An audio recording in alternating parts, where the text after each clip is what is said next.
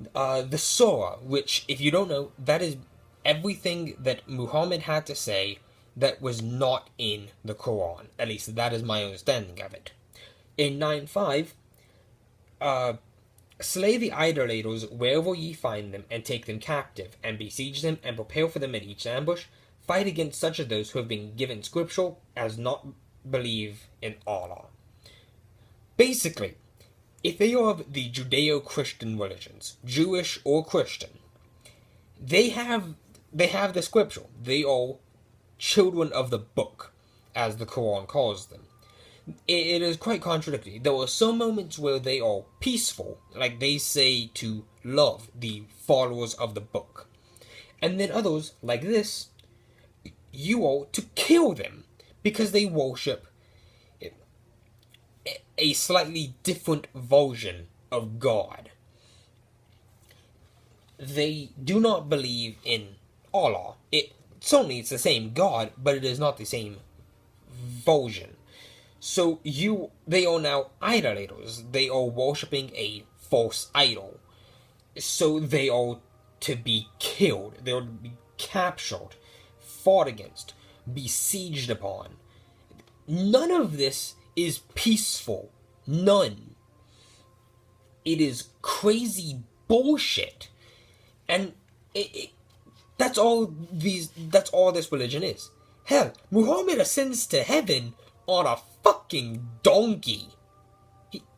A winged donkey. You have to be smoking some crazy shit to think that's true. Only downside is you can't smoke anything because that's from the devil. So basically, they want you to get, in order to believe any of this, you have to be high, but if you're high, you're doing something from the devil. Something that apparently Allah made, but no, it is made from the devil, even though Allah made everything. So that's just a basic contradiction. But no, nobody seems to understand that. And it's bullshit. It doesn't make any sense. It doesn't. It is... All this religion is it's threatening ideologies. If they want a global caliphate under one man, one ruler, and they can't even decide which one is the true one. The Shias, the Sunnis, the Alamites, Alamites. I think I'm saying that right. I don't know. And there were plenty of more of different versions. There were almost as many versions of Islam as there are in Protestant Christians. It is an absurd amount of different versions of the same faith. But they all believe in different interpretations of the scripture. And honestly, if there was more than one version of your faith, if there was more than one interpretation, how the fuck can you call it the one true religion? How do you know which one is true? How do you know any of those descriptions are true? How do you know it might have been warped? So, hell, you can go to Hinduism and find fucking 12 different variations of it. I don't understand how people can claim any one religion is true, because you have different interpretations of the same goddamn thing. It doesn't make any sense.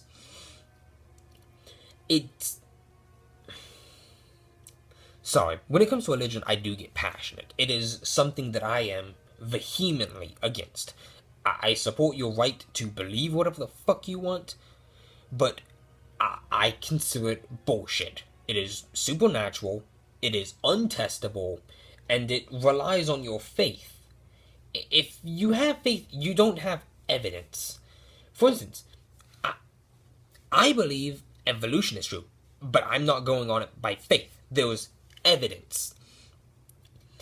I don't believe any religion is true, because they have no evidence. They are all retellings of the same lie.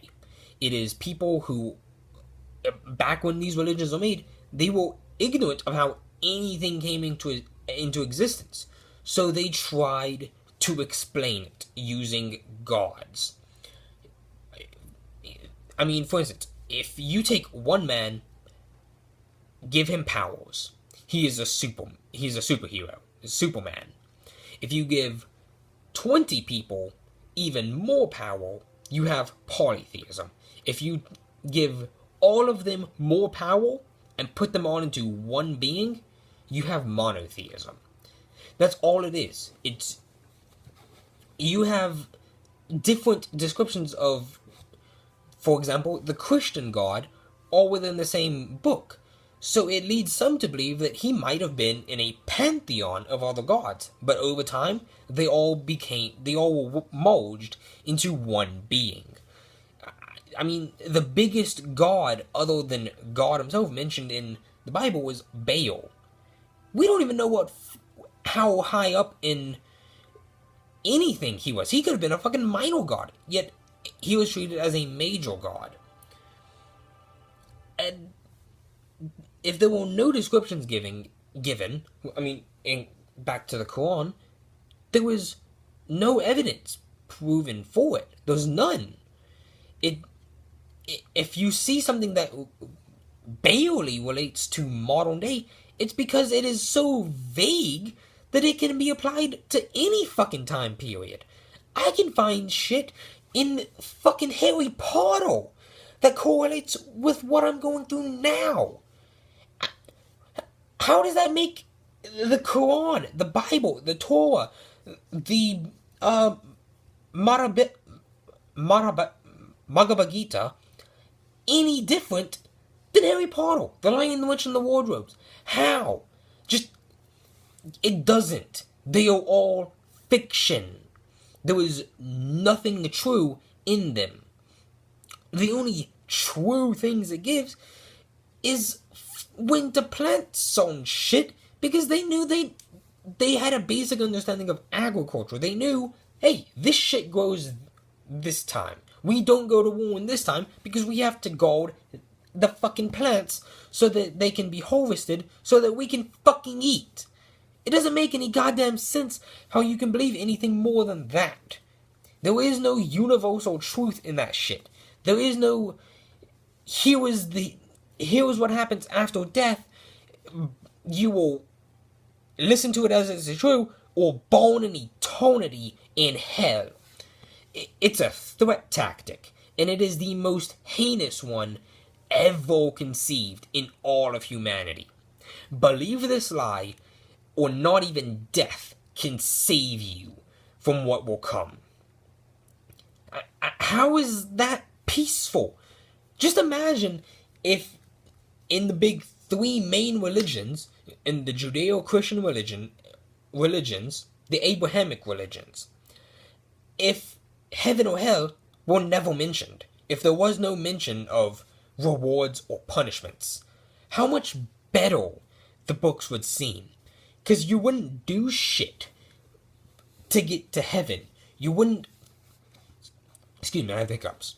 You wouldn't listen to all the negativity and think you're going to hell.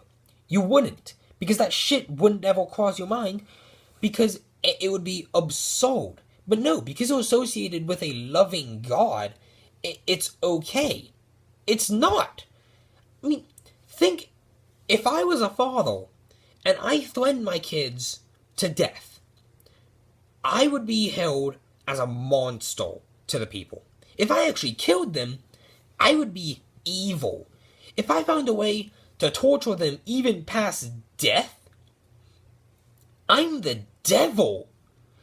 But no, God does that. God sends people to hell, and then has the nerve to blame it on us because we don't obey what he says. That's not how it works.